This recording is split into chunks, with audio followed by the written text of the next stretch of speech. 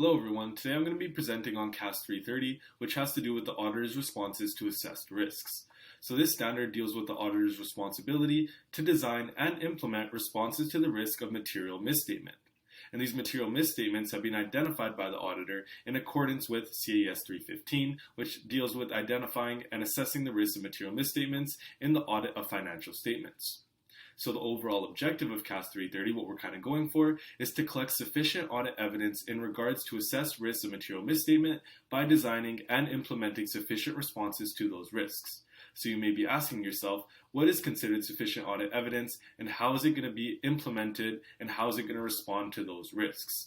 Well, CAS 330 has 5 requirements and those are going to help us fulfill those obligations. So let's take a look at those 5 requirements. So the first requirement under CAS 330 is overall responses. This is where it's the auditor's responsibility to design and implement responses to cover the assessed risks of material misstatements at the financial statement level. Now the auditor can do this by reiterating the importance of maintaining professional skepticism to the audit team and utilizing more experienced staff and staff with specialized skills.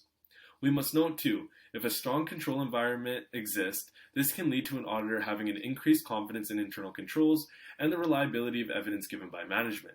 So if this is the case where strong internal controls exist, an auditor may be able to perform procedures at an interim date.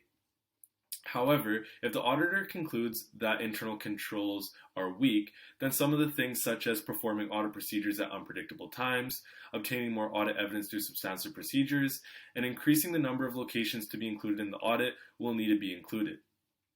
So these are the ways that requirement number 1 in CAS 330 is fulfilled. So the next requirement under CAS 330 is audit procedures responsive to the assessed risks of material misstatements at the assertion level.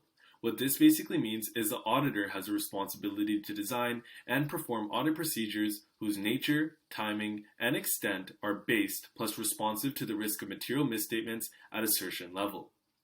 Now, one of the things the auditor must do is test internal controls to gain an understanding of the effectiveness of these controls.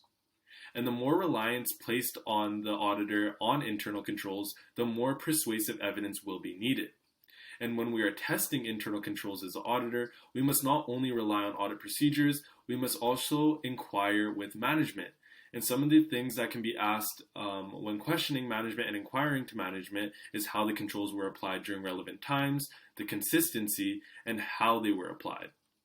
Now, the next thing I kind of want to talk about is if an auditor plans on relying on audit evidence based on a previous audit. So if this is the case, the auditor must ensure that no significant changes have been made to the control and that this evidence from the prior audit is still relevant. If changes have been made to this control, then the auditor must test the control at least once. However, if no changes have been made to this control, then the auditor only needs to test that control once every 3rd audit. Now, the next thing the auditor will have to do is perform substantive procedures for each material class of transaction, account balances, and disclosures. Now, some ways the auditor can do that is agreeing or reconciling information in the financial statements with underlying accounting records, and examining material journal entries, and so on. One thing I'd like to note, if the auditor assesses the risk as high, the auditor must include more audit evidence. And they need to gain more reliable evidence. And they can do this by obtaining more evidence through third parties, because obviously this can be more relied on than management if risk is high. Now, this is how requirement number 2 is fulfilled under CAS 330. The 3rd requirement under CAS 330 is adequacy of presentation of the financial statements. Audit procedures performed should indicate whether the financial statements have been prepared in accordance with the applicable financial reporting framework, which is usually going to be IFRS, as we all know. In addition, the statements need to be presented in a manner that reflects appropriate classification and description of financial information and the underlying transactions. Also, presentation and content of the financial statements must be reflected in an appropriate manner in accordance with the applicable framework. So that is going to be requirement number 3 under CAS 3. Requirement number 4 under CAS 330 is evaluating the sufficiency and appropriateness of audit evidence. Assessments of the risk of material misstatement at the assertion level must remain appropriate based off audit procedures performed. So this is going to be our test on internal controls and our substantive procedures. Sufficient appropriate audit evidence must be obtained. This is evaluated by considering all the evidence collected. Now, the auditor must conclude whether the assessments of the risk of material misstatement at the assertion level remain appropriate, and this is going to be based off of our audit procedures performed and the audit evidence from that. If the appropriate audit evidence cannot be collected, the auditor must express a qualified opinion or disclaim an opinion on the financial statements.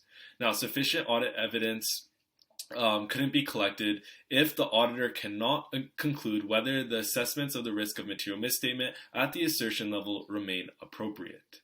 So this is how we're going to cover off requirement number 4 in CAS 330. The final requirement under CAS 330 is documentation. The following must be included in audit documentation per CAS 330 paragraph 28. The responses to the addressed risk of material misstatement at the financial statement level, the connection to procedures performed with assessed risks, and the results of audit procedures performed. Now, one thing I'd like to tie back when we were talking about requirement number 2 is if an auditor is using evidence from a prior audit to show that the controls this year are still effective, then the auditor must include that in this documentation and explain as to why that evidence is still reliable and relevant. Now that we've discussed the 5 requirements under CAS 330, all 5 of these requirements are going to help obtain sufficient appropriate audit evidence regarding the assessed risk of material misstatement through designing and implementing appropriate responses to those risks, and therefore obtain the objective of CAS 330. I hope you guys enjoyed the presentation.